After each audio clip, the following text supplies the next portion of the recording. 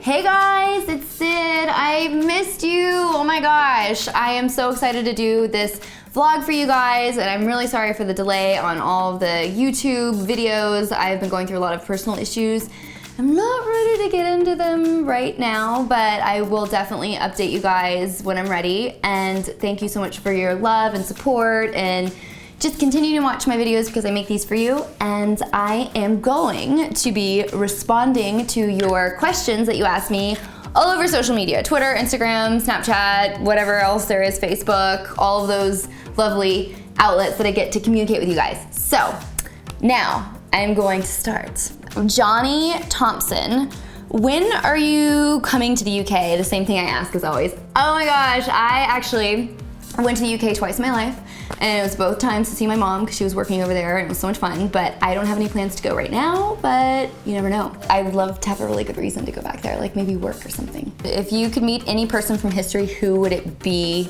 I would want to meet Abraham Lincoln and Oscar Wilde today. That's who I choose, because I think Abraham Lincoln was like such a great leader, and I feel like he could give me a lot of advice. And Oscar Wilde, because I think he would be so much fun to have a drink with and talk and just be amazing with. I would love to write with him. I thought he was so ahead of his time. You know, he was like so out there and outrageous and just said it was on his mind, and he's like my homeboy. I love him. Michael M.D. Malin 19. What are some of your favorite albums? I was just listening to Guns N' Roses, Appetite for Destruction. I think that's what the name of their album was. Gosh, Nirvana. I love Nirvana. I love the Spice Girls. I love, oh gosh. There's so many good ones, all the Rihanna albums.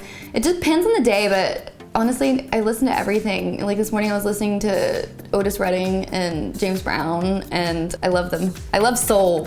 You can dance to soul. DJ Sharper Image said, Syd, what are some of the things that you do to try to get a guy to approach you? I've sent a drink to a guy before, and it was the wrong guy. And I was like, whoopsie.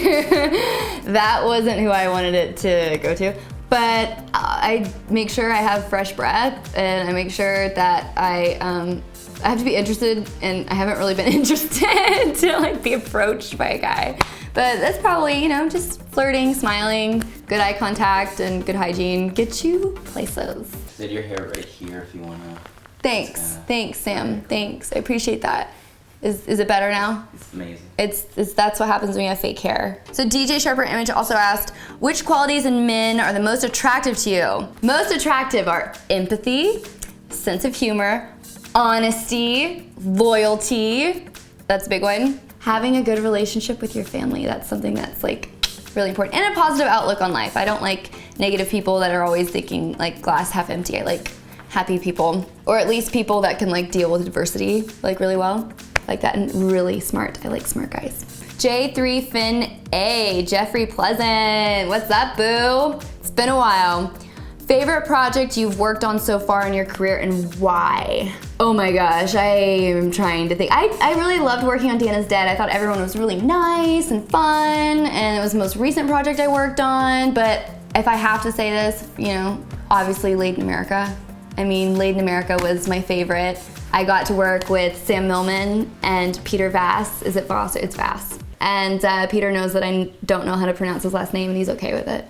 And it was a lot of fun. It was in the summer, and it was about a year ago this time, and it was really fun to be around all those creators. I loved it. Kevin Simmons asked me, when you were little, what did you want to be when you grow up? When I was little, I wanted to be a professional basketball player, and then when I started doing for the WNBA, and then I decided, you know what, I'm gonna say I'm a missionary because I'm gonna do pageants, and then we all figured out how that worked out for me.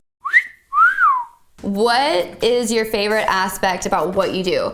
What I love so much about what I do is I can make people laugh, which is my ultimate favorite thing to do, because I feel like laughter is like the best medicine in the entire universe. And I love to connect with people, which I think is so awesome with all these social media platforms now. And you know, you can share your life and hopefully touch someone's life in a positive way, not in like a creepy, perverted, like not yourself. But if you do that too, good for you. Not what my intention is, just saying. What would your perfect day consist of? Same guy, Joe Shepard, said, what would your perfect day consist of? My perfect day would consist of reading. I have a lot of books I want to catch up on, writing, watching TV, eating sprinkles, cupcakes, and Quest bars, and hanging out with my friends and family. I think that would be like perfect. And you know, Belvedere wouldn't suck. Do you have a bucket list, or at least some things you'd love to try? Cooking definitely isn't one of them. That's so stressful, I don't like it. Bucket list. I would like to write a television pilot and then a TV movie. That's what's on my bucket list right now. So stay tuned. Do you have any upcoming projects that you look forward to? I have The Real Dog Owners of LA coming up. It's a 4-episode series on Bad Weather Films channel. Go check it out. It's really funny. And I reprise Teresa Branson. Thanks again to Bad Weather Films. No, I'm not pitching Bad Weather Films. I kind of like them. You know, they're kind of amazing. And they're not gay.